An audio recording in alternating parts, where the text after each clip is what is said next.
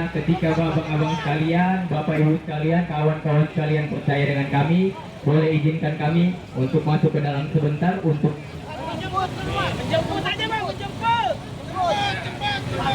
boleh. Jadi mohon untuk kawan-kawan yang ada di luar agar bisa tetap menjaga kami ke dalam, bukan dalam hal apapun. Saya yakin abang-abang semuanya percaya dengan kami masuk ke dalam untuk menyampaikan tuntutan kita, dan kami meminta agar Bapak Wakil Gubernur, Bapak Seri Haji bisa datang keluar menemui kita. Setuju? Setuju? Teman-teman, kawan-kawan, bisa tenang ya, bisa tenang ya, bisa tenang ya, bisa tenang ya. Nah itu anggota kita yang juga mau ikut aksi. Ya bisa ya. Ayo. Secara teknis kita mediasi, mereka mengapa atas ada hasil. Mungkin bagi teman-teman saya, kalau silat di muka-muka lama semuanya masih aktif dan muka-muka baru juga ada. Sekali lagi terima kasih atas perhatian kalian yang hari ini kita tidak audit ya. Artinya kita pray dulu untuk hari ini, untuk menghargai demo ini. Supaya apa? Supaya pengawalan ke dalam ini lebih kondusif lagi, lebih mengenal lagi. Karena kita ini jujur aja, kalian ini bohong kalau yang namanya makmur. Pasti mengeluh, pasti menggerutu. Inilah. Tapi kita tetap jalan aja. Memang tetap jalan, karena kita perlu kerjaan yang ada saat ini. Dan ini aja yang kita bisa lakukan. Pertama kita umur, kedua kita basic kita gak punya yang lain. Dan kita ini sama saja membantu perputaran ekonomi daripada Indonesia. Yang jualan di ujung-ujung hutan bisa laku, betul enggak? Yang jual-jualan di pinggir. Untuk taksi online minta adanya tarif bersih untuk layanan taksi online, karena selama ini belum diatur. Belum diatur oleh kementerian, terutama masalah harga untuk mobil roda 4 ya, untuk taksi online.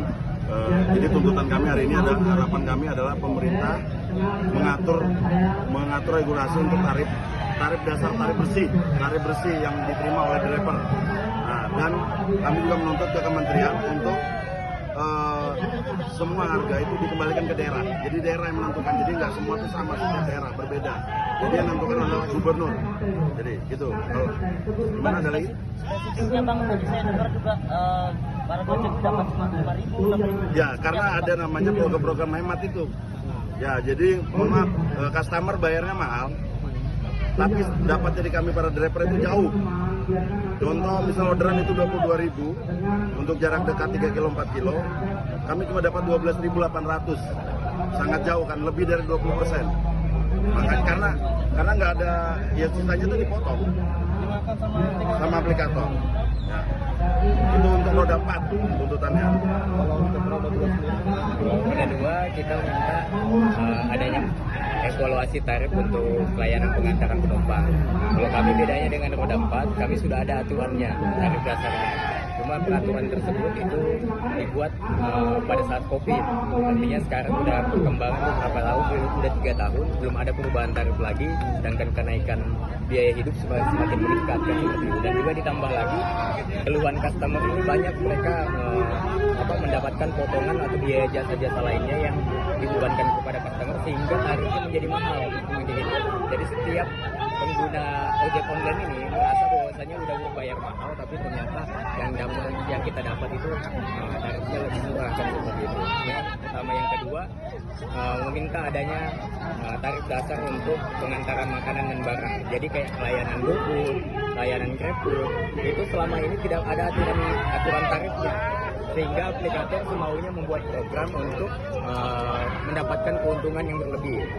Jadi salah satu contoh, kami di ojek online ini kalau ngantar makanan ini kadang-kadang cuma dapat 2.000, kadang-kadang dapat 5.000, 6.000 dan 7.000, karena itu inisiasi program dia bikin promo hemat, yang mana itu dibebankan kepada kami yang dipotong tarifnya, sehingga customer bayar murah, tapi kami yang dipotong pendapatannya, sehingga pendapatan kami semakin berkurang lah. Jadi kami minta adanya aturan tarif regulasi terkait mengenai tarif dasar untuk pengantaran makanan tadi.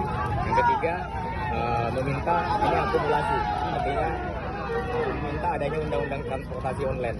Transportasi online ini karena ojek online dan taksi online ini kan bagian daripada transportasi online. Jadi belum ada undang-undang yang menaungi profesi ini. Sehingga kami minta adanya undang-undang supaya profesi ini bisa lebih dilindungi lah dalam hal hubungan kemitraan ya, status kami dan sebagainya, dan lain hal tarif pun termasuk di dalamnya nantinya. Dan terakhir kami meminta kepada gubernur untuk menghapuskan layanan promosi yang ada di setiap aplikasi, karena layanan promosi ini yang akhirnya membuat tarif itu menjadi murah. Akhirnya kami yang dibebankan potongan tadi. Makanya gubernur memiliki wewenang untuk meminta kepada aplikasi untuk menghapuskan program tersebut, karena hal itu membuat gejolak yang besar kepada driver ojek online dan juga taksi online lah. Jadi makanya kami datang ke sini mengharapkan gubernur bisa memanggil semua perusahaan aplikasi yang ada di daerah untuk menghapuskan layanan promosinya tersebut, sehingga kami di online bisa lebih terjamin pendapatan harian. Para ojek online yang saya hormati, saya banggakan, saya cintai. Tadi kami sudah bertemu dengan perwakilan saudara-saudara semua, dan saya sudah buatkan surat kepada Menteri Perhubungan secara langsung.